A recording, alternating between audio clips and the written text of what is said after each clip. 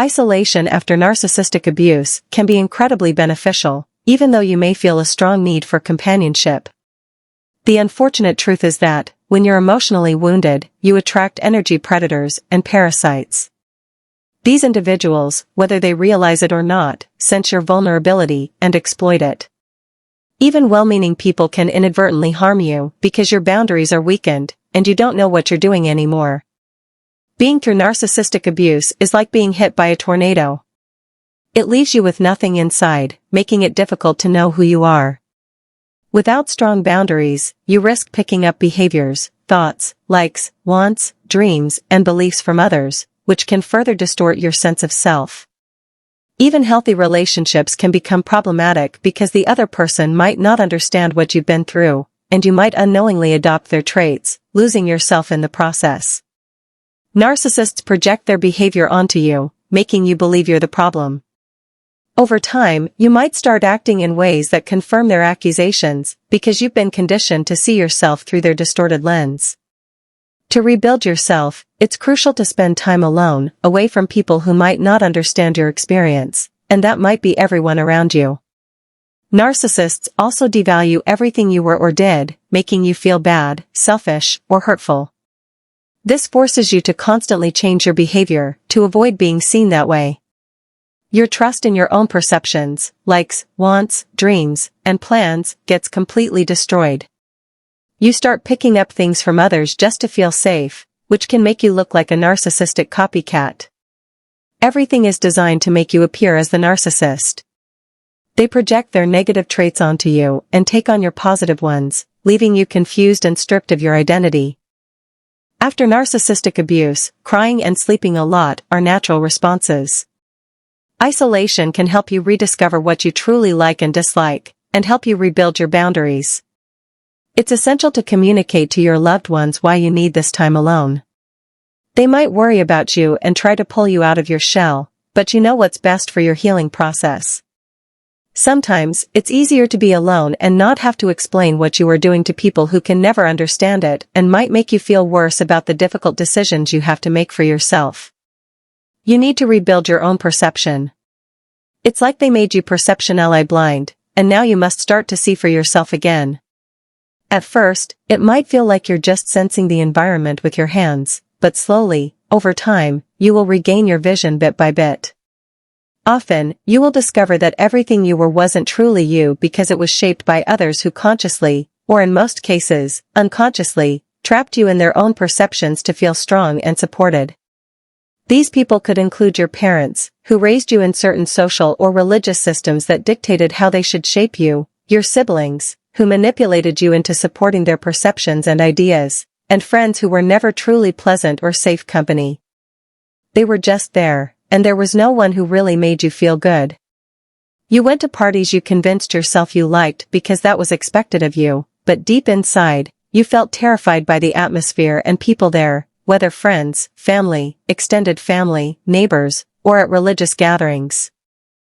There will be a lot of discovery and a touch of nihilism, where we question the underlying sense of social mechanisms built on scapegoating and sacrificial lamb dynamics.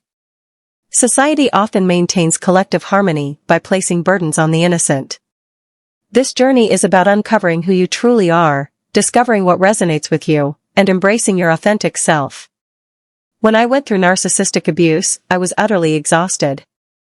It marked the beginning of a challenging journey rather than its end, as it often attracts further abuse from others who perceive your vulnerability. I struggled with eating disorders and severe sleep deprivation. My family and friends were concerned as they witnessed me becoming a mere shadow of my former self, leading to a conflict between my needs and their expectations.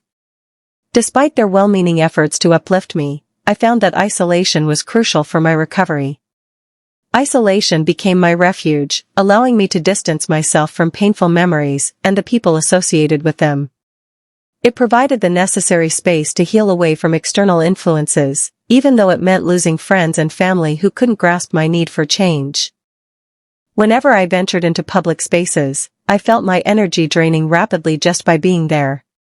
It was as if any energy I managed to muster was immediately sapped away, leaving me depleted. Only when I was alone at home could I slowly rebuild my energy by engaging in activities that once brought me joy. Even though I felt anhedonic and these activities didn't initially bring pleasure, I knew they were accumulating positive effects over time, despite not feeling the immediate impact. It took many long years, but eventually, healing did happen. People often resist change and may view it with suspicion. If you need to isolate yourself, do it without guilt. Explain your situation to your friends and family. If they understand, great; if not, prioritize your well-being. During my recovery, I often felt like a complete shell, struggling with weight gain, poor skin, and an unhealthy relationship with food. These were coping mechanisms for the nagging anxiety and lack of self-trust that plagued me. Recognizing the toxicity of normal interactions. Often, you'll find that many people you've known were abusive because this behavior is normalized in society. Narcissistic abuse awakens you to this reality. The deeper the abuse, the harder it becomes to interact with even ordinary people. Their conversations and interactions are full of drama, gossip, and scapegoating, behaviors that you may no longer tolerate. I wish someone had told me this years ago. I spent a lot of time and money trying to fit into the normal world, only to realize that it was the same narcissistic abuse, just subtler. After experiencing severe abuse, the subtle toxicity of normal interactions can feel unbearable. The so-called normal world can burn your skin and make you feel worse. Instead of trying to fit back into that world, it's better to create a safe bubble for yourself. Focus on leaving the toxic environment behind and building a life you love. Limit your interactions with the outside world to surface-level engagements, which are safer. It's when people sense familiarity that they begin to manipulate and drag you into their power and status games. By creating a life where others cannot pull you into their toxic dynamics, you can experience the best of the world without being harmed.